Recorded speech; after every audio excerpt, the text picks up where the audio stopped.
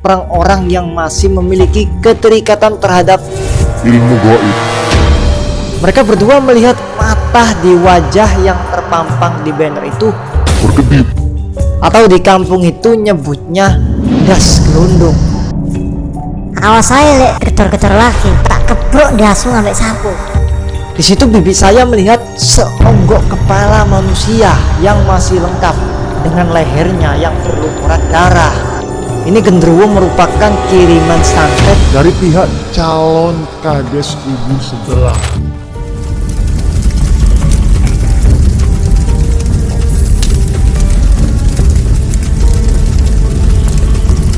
Assalamualaikum teman-teman, kembali lagi di Supolo Channel dan di segmen. Cermis alias cerita misteri. Nah, di kesempatan kali ini saya mau ceritain lagi nih cerita misteri. Kali ini bukan cerita misteri saya, melainkan cerita misteri dari bibi dan paman saya yang dulu itu saat mau menjadi kepala desa alias saat menjelang hari pemilihan kepala desa, mereka sekeluarga itu dapat Teror. atau kiriman santet lah yang mungkin asalnya itu dari kubu sebelah yang sama-sama jadi calon kepala desa juga waktu itu. Nah, penasaran seperti apa cerita misterinya kali ini? Simak aja video ini sampai selesai teman-teman ya. Tapi sebelum itu kalian subscribe dulu, kemudian kalian like, komen, dan juga share, biar nantinya kalian itu nggak akan ketinggalan nih cerita-cerita misteri lainnya. Oke, langsung aja kita mulai cerita misterinya. Kejadian ini bermula saat paman saya itu mencalonkan dirinya menjadi seorang kepala desa atau kades di tahun 2005 lah. Sudah lama memang kejadian ini. Dan pada saat ini paman saya itu sudah pensiun menjadi kepala desa.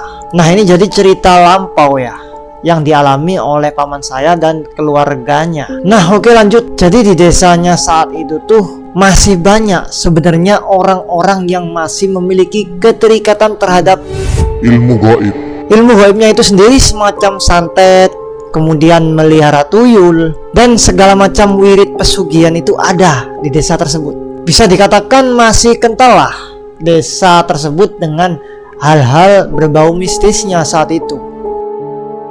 Singkat cerita, jadi waktu saat sebulan sebelum pemilihan kades itu berlangsung, perang santet dari kubu masing-masing kades itu sudah dimulai. Nah, di sini paman saya itu sudah biasa tuh nyewa atau minta tolong orang pinter alias dukun lah di desa untuk melindunginya dari serangan-serangan santet atau serangan-serangan semacam itulah ya.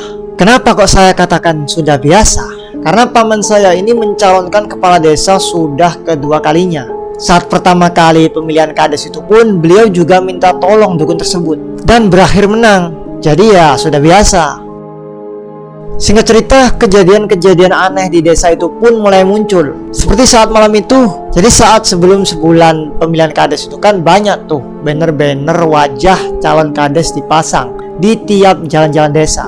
Kemudian di depan gang. Nah, di depan pos ronda itu ada banner wajah paman saya waktu itu. Ini pos ronda, di mana pos ronda tersebut adalah pos ronda yang berada di RT paman saya itu. Jadi saat itu di pos ronda RT 12 lah. Keanehan terjadi pada waktu itu, yang mana di pos ronda memang ada yang berjaga. Kebetulan ada dua warga di pos ronda itu. Sebut saja Pak Karso dan Pak Wo. Mereka memang sering berjaga tuh di pos ronda tiap malam. Mungkin sudah menjadi kebiasaan bapak-bapak ya di desa saat itu menjelang pilkades atau pemilihan kepala desa. Tiap malam itu pasti selalu jagongan atau berkumpul membahas hal-hal yang ada saja untuk dibahas.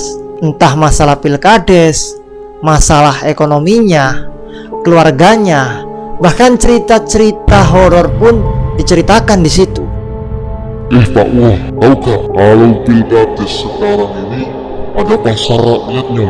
Ujar Pak Wo saat itu sambil menyeruput kopinya. Iya ya, padahal pilkades sebelumnya ini loh gak ada kayak gini. Jawab Pak Karso saat itu gitu. Semakin malam Pak Karso dan Pak Wo saat itu selagi bicara, pandangannya itu selalu tak luput dari banner-banner depan gang waktu itu ya, yang bergambarkan wajah calon-calon kades saat itu.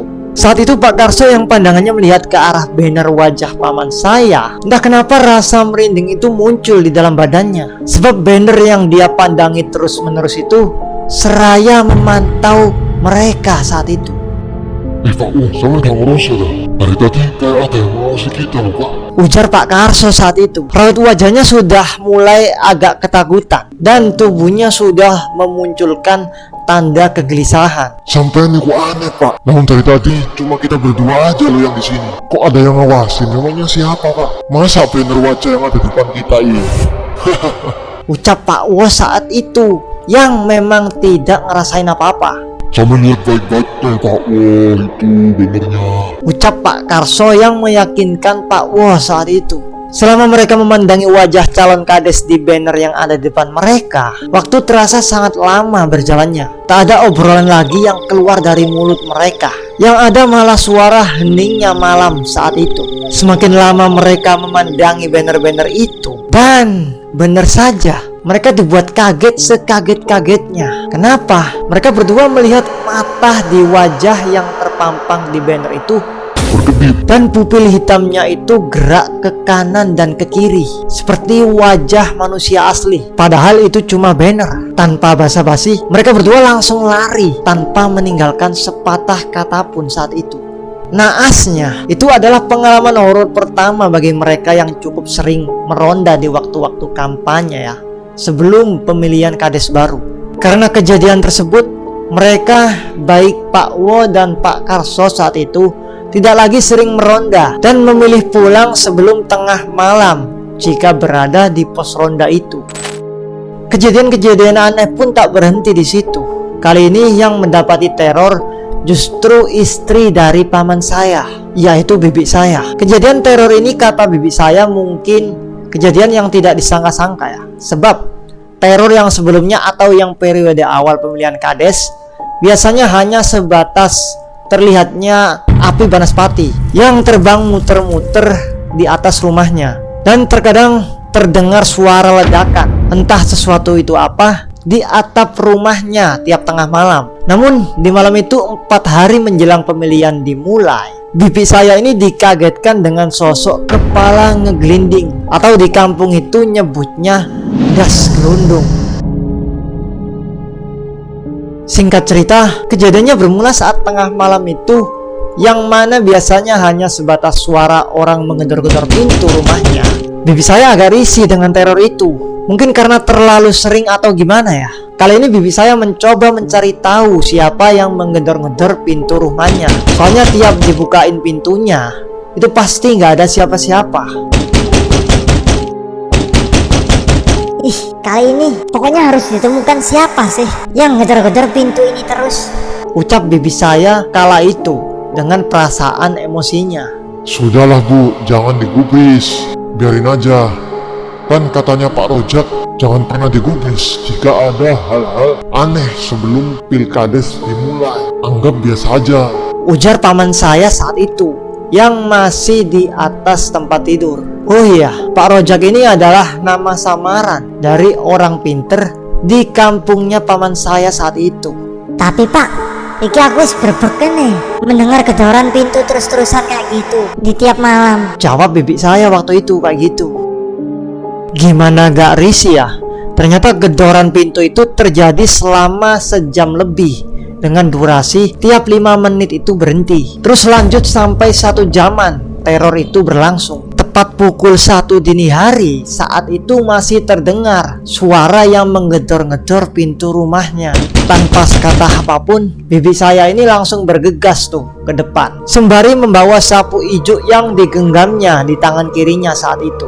Berjaga-jaga, siapa tahu ada orang beneran yang memang iseng ataupun disuruh seseorang untuk meneror rumahnya. Sebelum membuka pintunya, masih terdengar tuh suara gedorannya, nyaring banget, dok dok dok dok. Tepat gedoran berlangsung, bibi saya langsung buka tuh pintunya. Oh iya, pintu depan rumah bibi dan paman saya ini 2 pintu ya, yang biasa dibuka satu sisi saja dan bisa dibuka keduanya. Jadi pintunya ini terbagi menjadi 2, pintu atas dan pintu bawah gitu ya. Saat itu pintu keadaan terkunci. Langsung tuh dibuka kuncinya dengan cepat oleh bibi saya.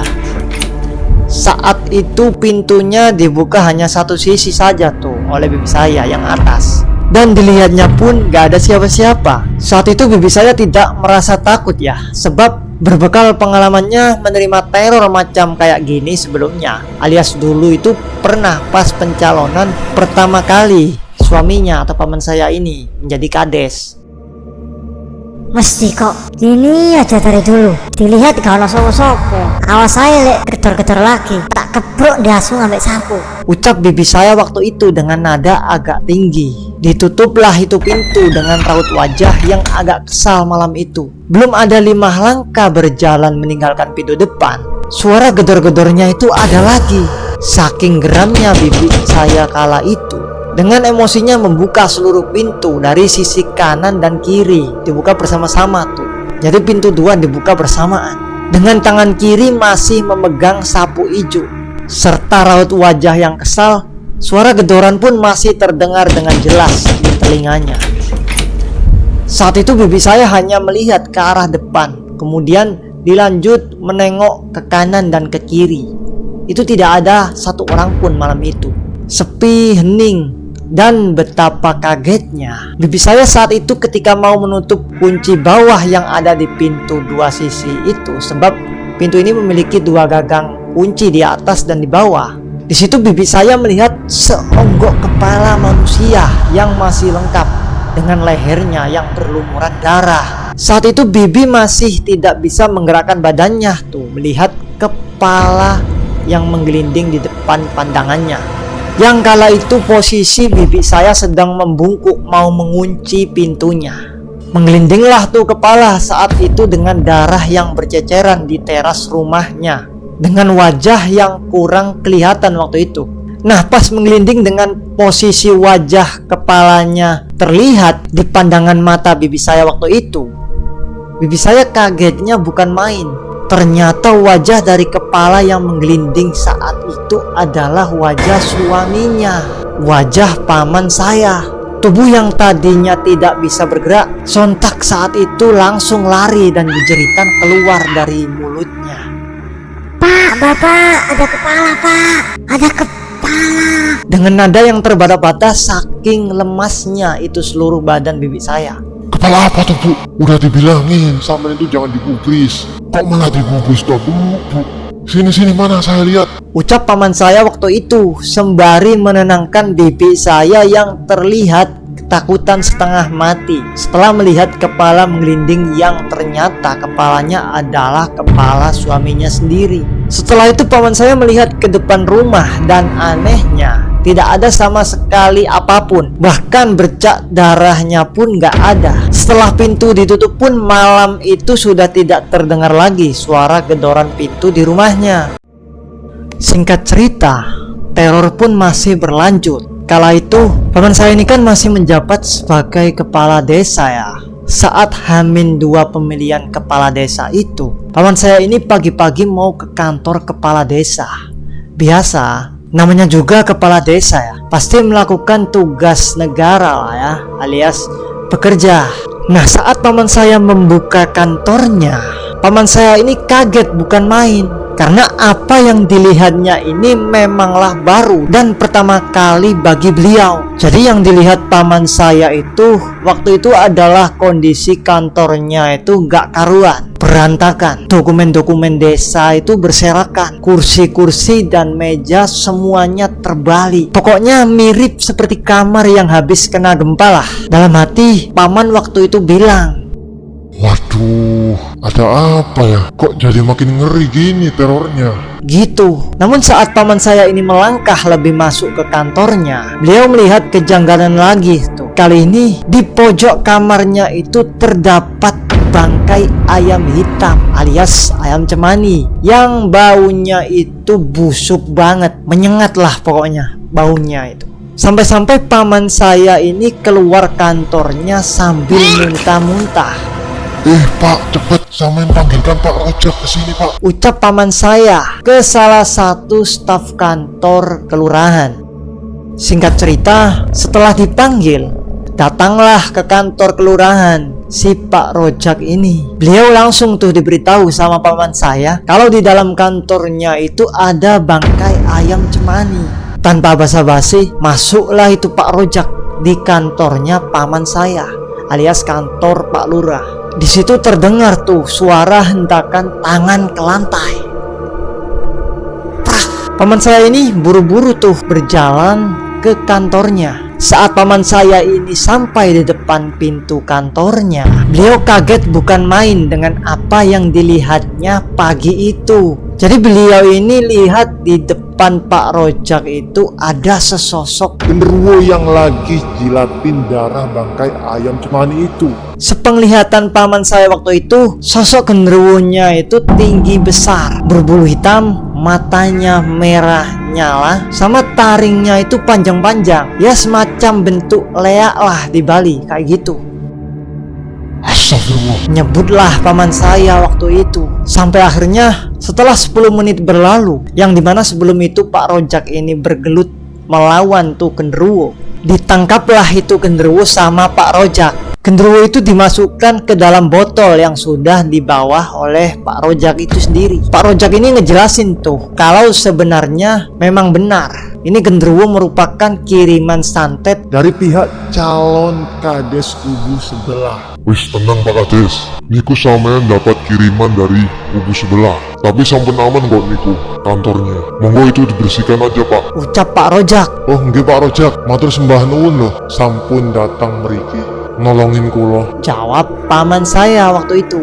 Oh iya, habis ini kantor sampean tak pagerin aja Pak. Biar aman sampean sampai pemilihan kadesnya itu selesai. Ucap Pak Rojak yang saat itu di tangan kanannya memegang botol berisi genderuwo tadi. Nah, pagar di sini tuh bukan pagar kayu atau pagar besi biasa loh. Tapi maksudnya tuh dipagerin dengan ilmu Pak Rojak agar tidak sampai ada lagi serangan-serangan goib dari pihak sebelah.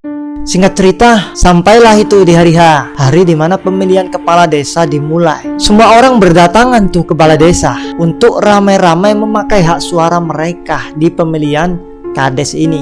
Saat pencoblosan dimulai, kejanggalan atau keanehan itu tidak terjadi tuh. Normal-normal saja waktu itu, tanpa ada gangguan. Namun setelah pencoblosan bukannya sudah selesai, teror dari pemilihan kades ini masih terus berlanjut tuh. Kali ini yang terkena teror itu adalah para saksi-saksi, saksi perhitungan suara. Jadi saat itu setelah selesai pemungutan suara itu dilakukan, tibalah waktu perhitungan suara dimulai. Di situ banyak tuh panitia-panitia pemilihan kadesnya. Salah satunya adalah saksi perhitungan suara, yang di situ adalah saksi dari calon paman saya yang berjumlah 2 orang. Jadi setiap calon itu diharuskan memiliki saksi perhitungan suara sebanyak 2 orang. Nah di situ mereka mulai merasakan hal aneh tuh, dimana saat perhitungan suara dimulai, salah satu dari saksi ini tiba-tiba badannya itu panas. Saksi ini sebut saja Pak Har ya. Jadi Pak Har ini tahu-tahu saat menyaksikan kertas suara itu dibacakan oleh panitia,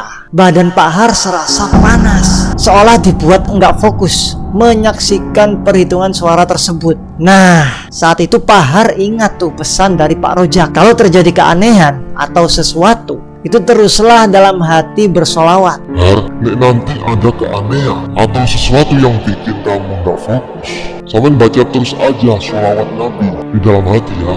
Begitulah kira-kira ucapan dari Pak Rojak untuk Pak Har sebelum acara Pilkades itu dimulai.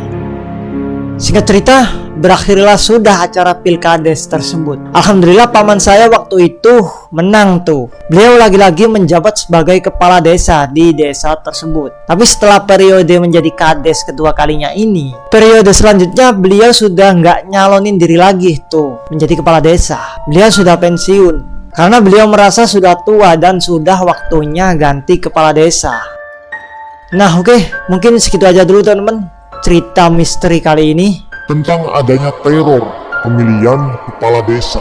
Oh iya, kalau di desa kalian itu ada yang kayak gini juga nggak sih? Kejadian-kejadian mistis kayak gini? Atau hanya di daerah kami saja nih, di Jawa Timur? Kalian tulis di kolom komentar ya jawabannya. Kalau saat Pilkades itu ada kejadian semacam kayak gini, tulis aja di kolom komen ya. kayak gimana.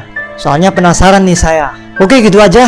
Sampai jumpa di cerita misteri lainnya. Saya Safi Karim pamit undur diri. Subhanakallahumma bihamdika asyhadu an la ilaha illa anta astaghfiruka wa atubu ilaik. Wassalamualaikum warahmatullahi wabarakatuh.